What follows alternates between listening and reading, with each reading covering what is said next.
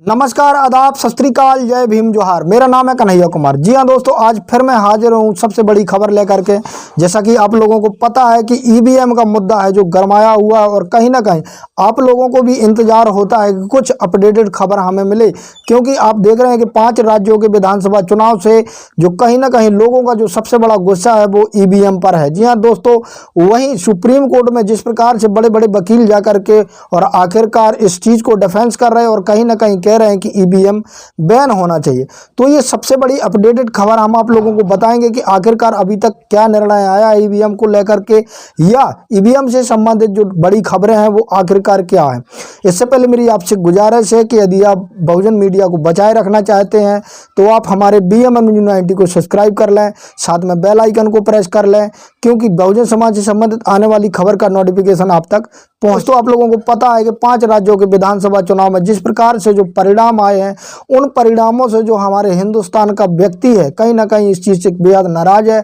और से देखा जा रहा था कि 5 राज्यों में कहीं ना कहीं कुछ राज्यों में कांग्रेस की सरकार बन रही थी, वहीं बहुजन समाज पार्टियां भी काफ़ी अच्छा कर रही थी। जी हाँ दोस्तों, तो लोगों के दिमाग में कहीं ना कहीं ये सवाल है कि आखिरकार एक तरफा ऐसे रिजल्ट क्यों आ सकता है, और वहीं ईवीएम पर सबसे बड़ी लड़ाई छिड़ी हुई है। जी हाँ दोस्तों, एक जो सबसे बड़ी खबर निकल करके आ रही है, जो नई खबर काफ़ी ज़्यादा वायरल है, वो मैं आप लोगों को बता देना चाहूँगा। ये जो पोस्ट है इसमें मध्य प्रदेश में सबसे ज़्यादा ये आखिरकार पोस्ट वायरल हुई है, और सबसे ज़्यादा जो आरोप लगाए जा रहे हैं वो मध्य प्रदेश से हैं। ये पोस्ट, कांग्रेस जहां बड़े अंतर से हारी वहां 100 से अधिक ईवीएम मशीनें फुल चार्ज मिली हैं। जी हाँ दोस्तों, कहीं ना कहीं ये सबसे बड़ा सवाल पैदा करता है। जी हाँ दोस्तों, जिस प्रकार से आपने देखा होगा कि मध्य प्रदेश और राजस्थान और छत्तीसगढ़ और प्रत्येक राज्यों से ईवीएम खराब होने की जो खबरें लगातार आ रही हैं, वहीं आपने देखा होगा कि 15,000 जो कंप्लेंट है वो सुप्रीम कोर्ट में जा चुकी हैं। ये सबसे बड़ी खबर हो सकती है कि 15,000 कंप्लेंट सुप्रीम कोर्ट जा चुकी हैं, क्योंकि 15,000 लगभग ईवीएम खराब हुई थी और वो कंप्लेंट पेंडिंग है, अभी तक उन पर सुनवाई नहीं हो पा रही है। तो ये सबसे बड़ी खबर की कही जा सकती है कि जिस प्रकार से जो लोगों ने कहीं ना कहीं ये आंकड़ा निकाला है और कहा है कि 100 मशीनें ऐसी थी जहां पर पूरी की पूरी चार्ज थी। जी हाँ दोस्तों, ऐसे कैसे हो सकता है कि मशीनें चार्ज होने के बाद पूरे दिन लगभग वहां पर मशीनें चलें और फुल की फुल चार्ज रहें। कहीं ना कहीं ये आप और हम लोगों के दिमाग में सबसे बड़ा सवाल करता है। जी हाँ दोस्तों, वहीं दोस्तों ये भी कहा जा रहा है कि इन मशीनों से 10 घंटे तक मतदान हुआ, वहां से उन्हें सीधे स्ट्रांग रूम पहुंचा दिया गया। फिर यह कैसे हो सकता कि मशीनें फुल चार्ज थीं?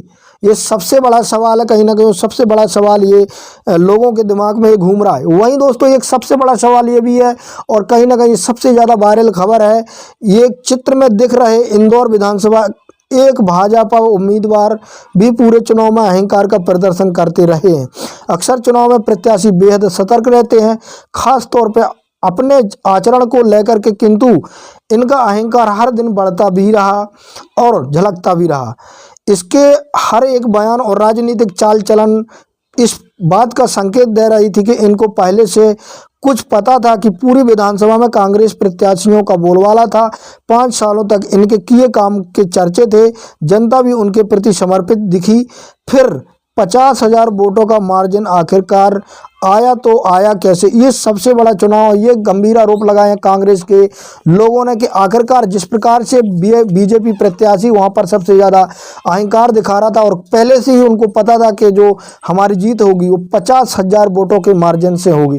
कहीं ना कहीं इसमें ये दिख रहा है कि आखिरकार ये सारी जो तमाम चीज़ें हुई हैं, जो बीजेपी पार्टी का उम्मीदवार था आखिरकार उनको ऐसा पता था, और कहीं ना कहीं उनने जो भविष्यवाणी की थी और कहा था कि 165 सीटों से हम मध्य प्रदेश में सरकार बनाएंगे, तो कहीं ना कहीं लोगों के दिमाग में ये सवाल पैदा कर रहा है कि आखिरकार ऐसा होना असंभव था, और आखिरकार इन लोगों को पता था क्या कि ऐसा होगा, क्योंकि लोगों का मानना है कि जिस प्रकार से कांग्रेस की हवा थी, वहीं आपने देखा होगा कि महा ओपिनियन पोल में भी कांग्रेस की सबसे ज़्यादा हवा बताई जा रही थी। लेकिन दोस्तों जिस प्रकार से रिजल्ट आया उससे सारे लोग हैरान हो गए। जी हाँ दोस्तों, वहीं बहुजन समाज पार्टियों का भी इस बार काफ़ी अच्छा प्रदर्शन रहा। वहीं लग रहा था कि चाहे चाहे वो मध्य प्रदेश हो, छत्तीसगढ़ हो, राजस्थान हो, तेलंगाना हो, इन 4 राज्यों में खासकर जो बहुजन समाज पार्टी है वो काफ़ी अच्छा प्रदर्शन करेगी। लेकिन दोस्तों जिस प्रकार से बहुजन समाज पार्टियों का भी रिजल्ट देखा गया वो बेहद खराब रहा। जी हाँ दोस्तों, मध्य प्रदेश में बहुजन समाज पार्टी एक भी सीट नहीं जीत पाई, वहीं राजस्थान में सिर्फ मात्र 2 सीटें जीत पाई, वहीं छत्तीसगढ़ में एक भी सीट नहीं जीत पाई, वहीं तेलंगाना में भी यही हाल रहा। तो इन तमाम चीज़ों को लेकर के सबसे बड़ी सवाल है और कहीं ना कहीं ईवीएम के ऊपर सवाल खड़े किए जा रहे हैं। सुप्रीम कोर्ट को जल्दी से जल्दी इस पर सुनवाई करनी चाहिए, इलेक्शन कमीशन को भी इस पर ठोस कदम उठाना चाहिए। जो आज का ट्वीट किया बामन मेश्राम जी ने, उन्होंने कहा कि यदि आप ईवीएम को चलाना भी चाहते हैं तो आखिरकार जितनी भी वीवीपैट की जो पर्चियां होती हैं आखिरकार 100% गिनती क्यों नहीं की जा सकती है। सबसे बड़ा सवाल किया और उन्होंने कहा कि यदि ऐसा नहीं हो संभव हो सकता तो ईवीएम को बैन कर देना चाहिए। दोस्तों आपकी राय क्या है? अपनी राय आप कमेंट के माध्यम से हमें बताएं। अंत में BM न्यूज़ 90 की आपसे गुजारिश है कि अभी तक आपने हमारे चैनल को सब्सक्राइब नहीं किया तो चैनल को सब्सक्राइब कर लें, साथ में बेल आइकन को प्रेस कर